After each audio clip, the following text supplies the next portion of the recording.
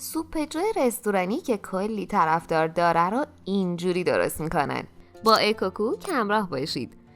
یه پیمانه جو و مقداری آب رو نیم ساعت روی حرارت بذارید تا بجوشه.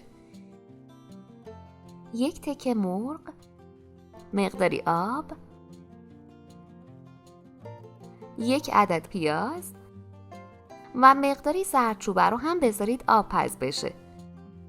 توی قابلمه مقداری روغن بریزید و یک پیاز خرد شده رو تفت بدید. نمک، فلفل سیاه و قرمز، زردچوبه و پودر پول بیبر.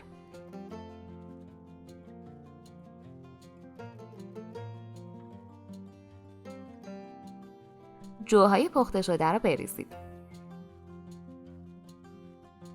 یه هویج خرد شده و یه هویج رنده شده. یه سیب زمینی نگینی شده. آب مرغ و 1 لیتر آب اضافه کنید.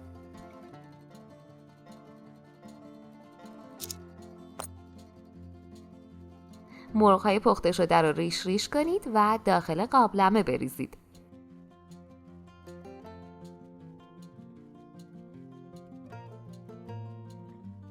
اجازه بدید 1 ساعت جا بیفته.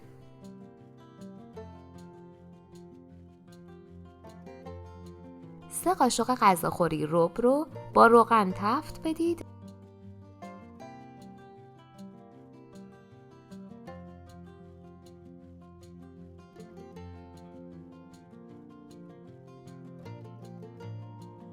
و به سوپ اضافه کنید. عزیزان، باعث افتخار ماست که عضوی از کانال ما باشید و دکمه سابسکرایب رو بزنید. 20 دقیقه آخر یه مشت پر جعفری و گشنیز خرد شده بریزید.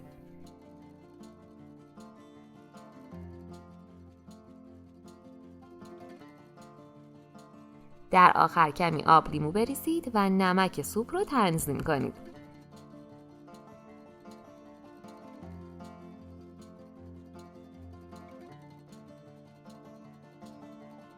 این سوپ خیلی مقوی و لذیذه. حتما درستش کنید. نوش جان.